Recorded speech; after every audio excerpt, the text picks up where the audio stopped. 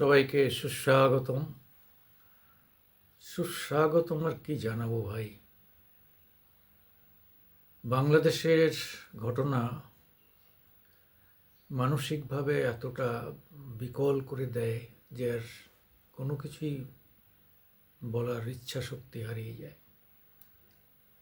2240টা ঘটনা ঘটেছে, সাম্প্রদায়িক ঘটনা 2240টা। ভাবুন, এক একটা পাড়ায় ঢুকেছে, মানে একে মানে শ দিয়ে গুণ করলে যা হবে প্রায় 2 লক্ষ 2.5 লক্ষ পরিবারের উপর, হিন্দু পরিবারের উপর আক্রমণ ঘটে গেছে, এখনো ঘটছে, এখনো আগুন, পাড়ার পর পাড়া আগুন জ্বলছে। আমার মনে হয় যে ইউএন মানে ইউনাইটেড ইউনিয়ন বা জাতিসংঘ নামক বস্তুটা কি সত্যি অকেজো? আজ থেকে অন্তত 15 দিন আগে মমতা বন্দ্যোপাধ্যায়, আমাদের পশ্চিমবঙ্গের মুখ্যমন্ত্রী, বলেছিলেন যে ওখানে ইউএনের ফোর্স বসানো উচিত। কেন বসানো হয়নি? তারা কি সংখ্যালঘু হত্যা এগুলো দেখার জন্যে আর একটা লিখিত বিবৃতি দিয়ে দায়িত্ব দিয়ে ঘুমিয়ে পড়লাম, দায়িত্ব শেষ? এই লোকগুলোকে কারা এই মাথায় বসায়?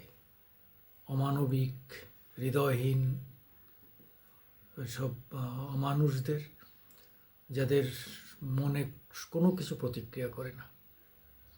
প্যালেস্টাইন ইসরায়েল খুনের পর খুন হচ্ছে, ইউক্রেন রাশিয়া খুনের পর খুন হচ্ছে, এই সিরিয়াতে খুনের পর খুন হচ্ছে,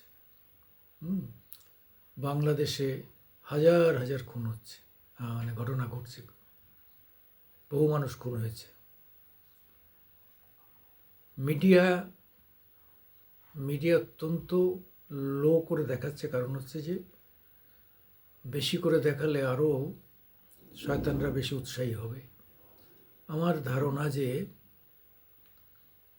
2 কোটি মানুষ বাংলাদেশে আক্রান্ত, 2 crores,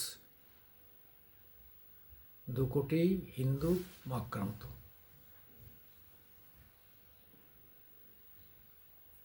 তা না হলে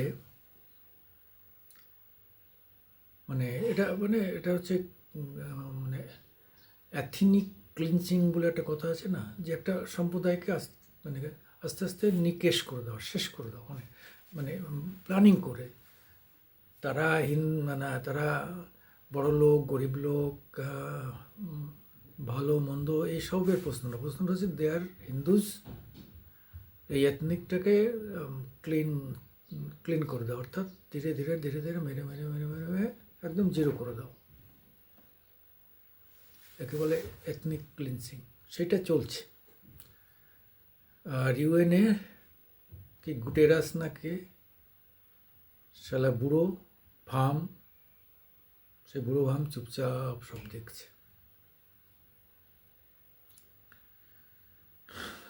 সত্যিকার এই ক্লিনসিংয়ের বোধ, মানে যারা একটু বাংলাদেশ সম্পর্কে, বাংলাদেশের লোক আগে ছিলেন, এখানে এসছেন, অথবা এখনও বাংলাদেশকে গভীরভাবে খোঁজখবর রাখেন, তারা সত্যিকারই, তাদের বলার ভাষা ফুরিয়ে গেছে, তাদের হৃদয়ে বিদীর্ণ হয়ে যাচ্ছে, তারা অসহনীয়, মানে এগুলো অসহনীয়। সত্যিকার কিছু কিছু আমাদের ব্রিগেডিয়ার বা সেনাবাহিনীর লোকেরা বসেন, তাদের কথা শুনতে ইচ্ছা করে, কেন তারা ফিল করেছেন, তারা জানেন কি ঘটনা ঘটছে।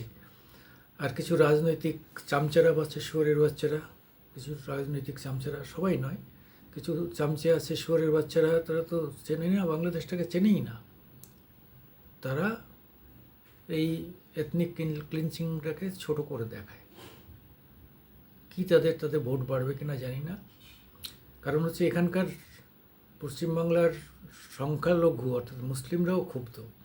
তারাও রাস্তায় বেরিয়েছে যে এই ধরনের ওপরে হিন্দুদের যে অত্যাচার হচ্ছে, এটা মানা যায় না, তারাও মানছে না, তারাও রাস্তায় নেমেছে। কিন্তু এই শুয়োরের বাচ্চা যারা এই যে সমর্থন করে না, এরা রাস্তায় নামায় না।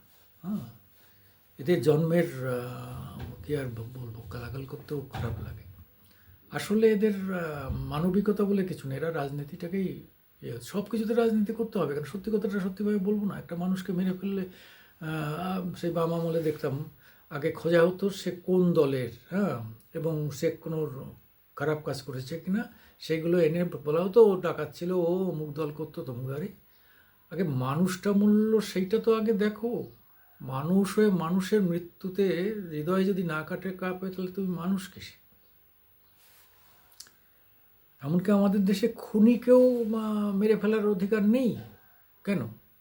আমাদের সংবিধান মানবিক বলেই যে তার বিচার করো, তাকে বিচার করে ফাঁসিতে ঝুলাও, কিন্তু নির্বিচারে কাউকে তুমি খুন করতে পারো না। একজনকে সে গান্ধীর কথা একজনে চড় মারলে আর একজন গাল বাড়িয়ে দেয়, এটা এটা একটা মুভমেন্টের কথা, কিন্তু আইন তা বলে না।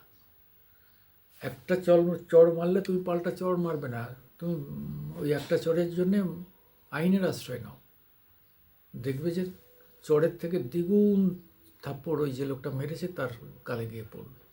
হতে পারে আমাদের বিচার ব্যবস্থা একটু স্লো, একটু ধীরে চলে, কিন্তু বিচার ব্যবস্থায় একবার ঢুকলে না, যে লোকটা চড় মেরেছে সে তখন সে অন্তত ভাববে, আরে কেন মারতে গেলাম, এই যে রোজ কোর্টে ছুটতে হচ্ছে, আরে এটাও একটা পানিশমেন্ট। সে যদি খালাসও হয়ে যায়, কিন্তু তার আগে সে যে পানিশমেন্টটা পায় না, পয়সা যায়, সময় যায়, কোর্টে গিয়ে এজলাসের মানে কি বলা যায়, আসামির কাঠগড়ায় দাঁড়াতে হয়, লোকে তাকিয়ে তাকিয়ে দেখে, এটা কম কথা নয়, এও এক ধরনের পানিশমেন্ট, শাস্তি, সামাজিক শাস্তিকে বলে। যাই হোক, বাংলাদেশের কথায় আবার ফিরে আসি। পাকিস্তান একটা সুযোগ পেয়ে গেছে, এবার বাংলাদেশকে উস্কাচ্ছে যে আরও বেশি করে হিন্দুদের খুন করো, কারণ এই হিন্দুদের জন্যে আমরা বাংলাদেশ আমাদের হাতছাড়া হয়ে গেছে, বাংলাদেশটাকে স্বাধীন করতে বাধ্য হয়েছি। ভারতীয় হিন্দু সৈন্যবাহিনী এরা যদি না আক্রমণ করতো তাহলে আমরা তো জিতেই যেতাম, পাকিস্তান আমাদের, পূর্ব পাকিস্তান আমাদের প্রধানত থাকতো, বাংলাদেশ কোনোদিন সৃষ্টি হতো না।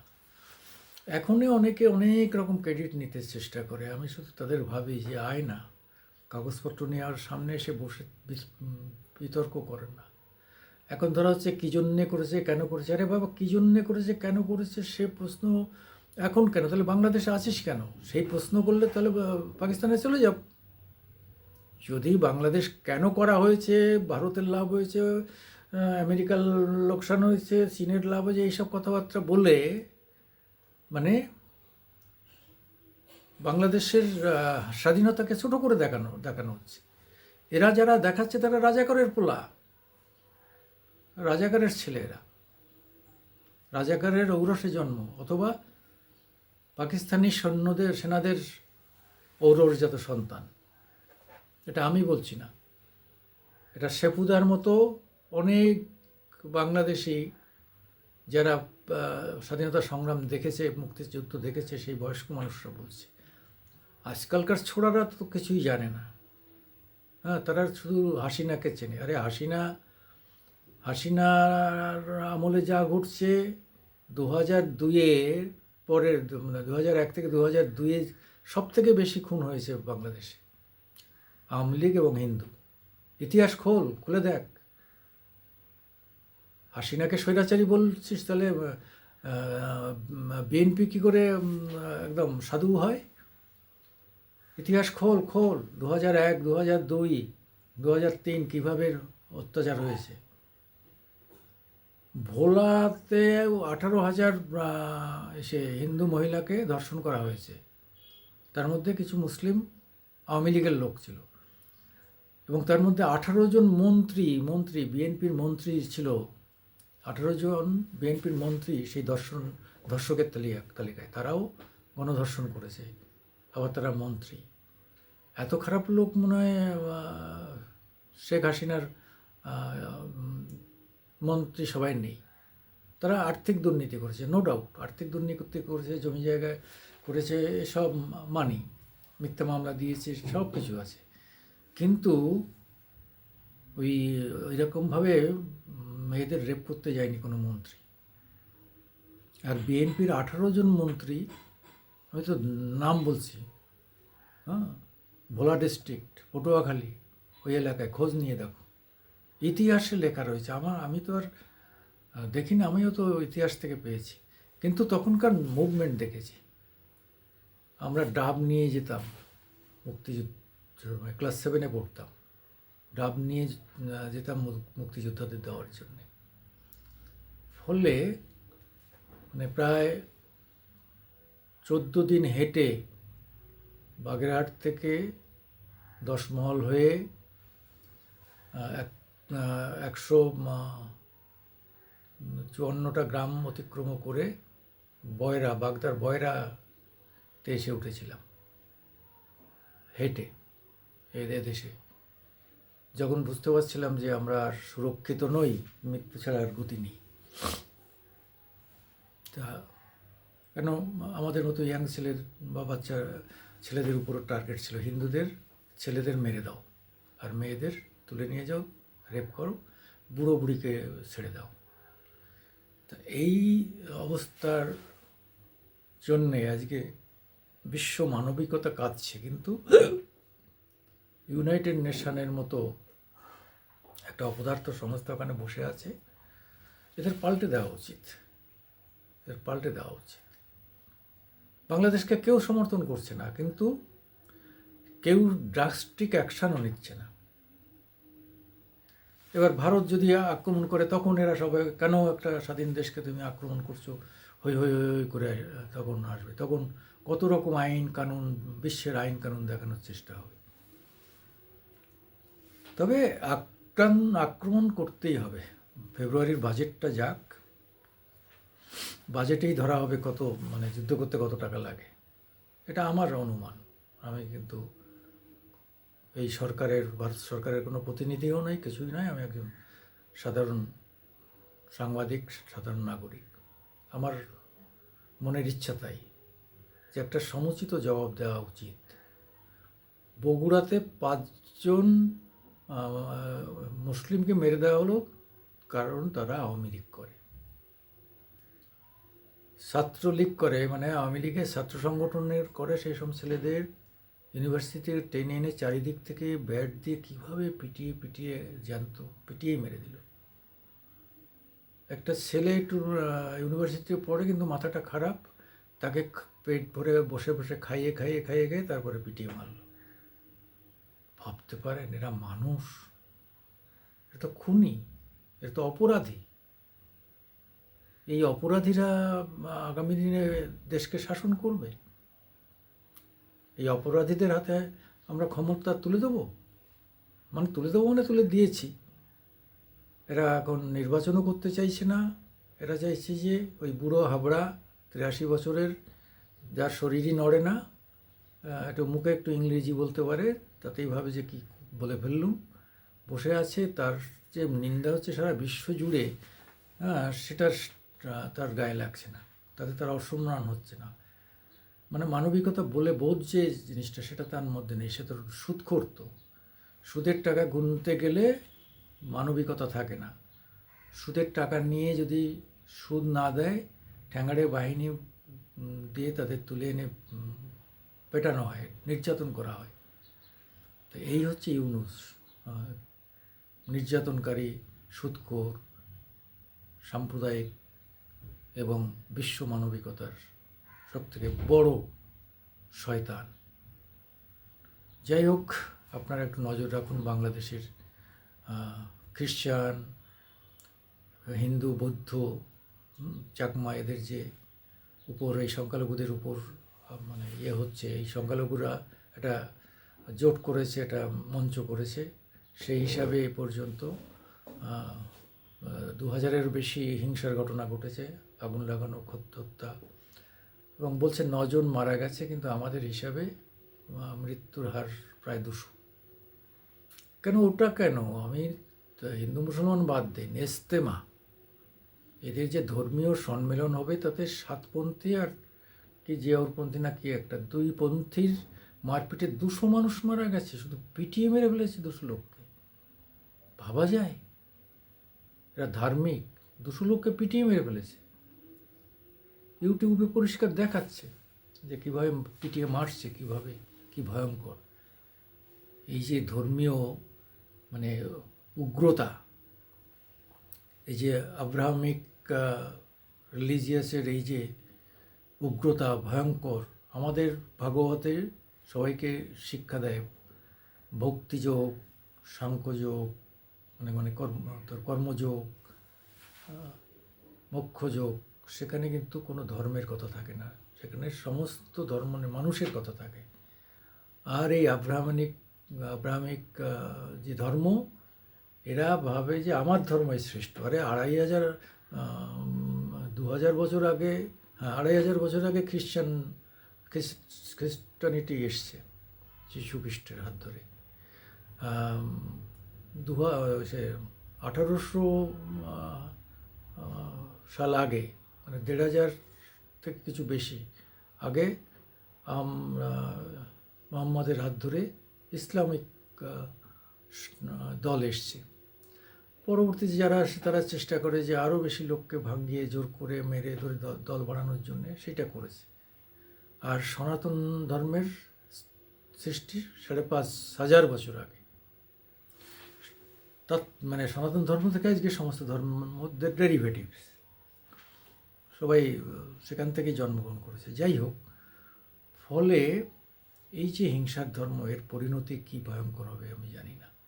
তবে আমরা চাই হিংসা ছেড়ে পড়াশুনো করো, জ্ঞানী হও, আরও বেশি করে বিজ্ঞানী তৈরি করো, সাহিত্যিক তৈরি করো, জ্ঞানী শিক্ষক তৈরি করো, অধ্যাপক তৈরি করো, ইঞ্জিনিয়ার তৈরি করো। দেখবে অটোমেটিক্যালি দেশের চেহারা পাল্টে গেছে, আর্থিক চেহারাই পাল্টে যাবে। ভারত ক বছর, মানে 10 বছর আগেও ভারত 13 নম্বরে ছিল বিশ্বের অর্থনীতিতে, এখন 5 নম্বরে। সে এতটা টপকে এসছে কী করে? এর জন্যে শুধু সরকার একা নয়, এর জন্য আমাদের ইঞ্জিনিয়ারদের, আমাদের শিক্ষাবিদদের, আমাদের বৈজ্ঞানিকদের, আমাদের সবারই অবদান রয়েছে। আমাদের ব্যবসায়ীদের, ব্যবসা করতে গেলেও তো শিক্ষা লাগবে। শিক্ষা না হলে, এ তো মুদিখানা ব্যবসা না খুলে বসলাম, সেখানেও হিসাব নিকাশ সঠিকভাবে জানতে হয়। আর যদি নতুন কিছু তৈরি করতে হয়, শিল্পপতি হতে হয়, তাহলে তো বৈজ্ঞানিক জ্ঞান দরকার। আজকে টেলসার মতো কোম্পানি আজকে ভারতে এখানে গাড়ি তৈরি করছে। আজকে ডেল থেকে আরম্ভ করে বড় বড় কোম্পানি আজকে মানে বিশ্বের সব থেকে বড় কোম্পানি যেটা আপনার মোবাইলের, তারাও এখানে আজকে খুলেছে। আজকে কত আমাদের অ্যান্ড্রয়েড থেকে আরম্ভ করে মোবাইলের বহু ধরনের কাইন্ডস এখন বেরিয়েছে, বহু ধরনের, বহু প্রকারের, তার কোনো শেষ নেই। তার সব মিলিয়ে এদের হাত ধরেই আমরা এগিয়েছি, এবং আমরা এই মুহূর্তে 4র্থ স্থানে আছি অর্থনৈতিক দিক থেকে। জাপান অনেকটা পিছিয়ে পড়েছে, আমরা জাপানের পিছনে ছিলাম, কিন্তু জার্মান কিন্তু অনেকটাই পিছিয়ে পড়েছে। আমি তো জার্মানকে এগিয়ে দেখলেও জাপান অনেকটা পিছিয়ে পড়েছে। হ্যাঁ, কারণ হচ্ছে আমরা জাপান থেকে আমরা যে ধরনের অস্ত্রপাতি কিনতাম, সেই বাজারটা ওদের নষ্ট হয়েছে, জার্মানের নষ্ট হয়েছে। এই জন্য জার্মান আমাদের উপর একটু পুষ্ট হয়েছে, কারণ আমরা রাশিয়া এবং আমেরিকা এই দুটো জায়গার থেকেই আমরা অস্ত্র কিনেছি, আর ইসরায়েল থেকে। ফলে আবার আমরা নিজেরা তৈরি করতে শিখছি। আমরা আবার তেজস, ব্রহ্মস, অগ্নি, বিভিন্ন ধরনের মিসাইল আমরা তৈরি করছি, আমরা আবার বিক্রি করছি। আর্মেনিয়াতে বিক্রি করেছি, আমরা ফিলিস্তিনতে বিক্রি করছি। একটা সময় আমরা শুধু অস্ত্র কিনতাম, আজকে আমরা অস্ত্র বিক্রির দেশ হিসাবেও আমরা পরিগণিত হচ্ছি। আমাদের তেলের বিরাট চাহিদা, তেল নেই আমাদের, মানে পেট্রোল ডিজেলের কথা বলছি।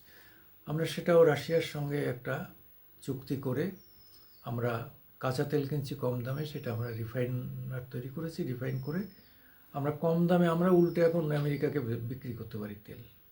তো এই যে ব্যাপারগুলো, এটা কি যাতা ব্যাপার? এই জায়গাটা তৈরি করতে হবে। যাই হোক, আমি সুকুমার দেবনাথ, আমার মামাটি আমার আজকের দিন ইউটিউব নিয়ে আপনাদের সামনে আসি। আপনারা পারলে আমাদের একটু সাহায্য করবেন।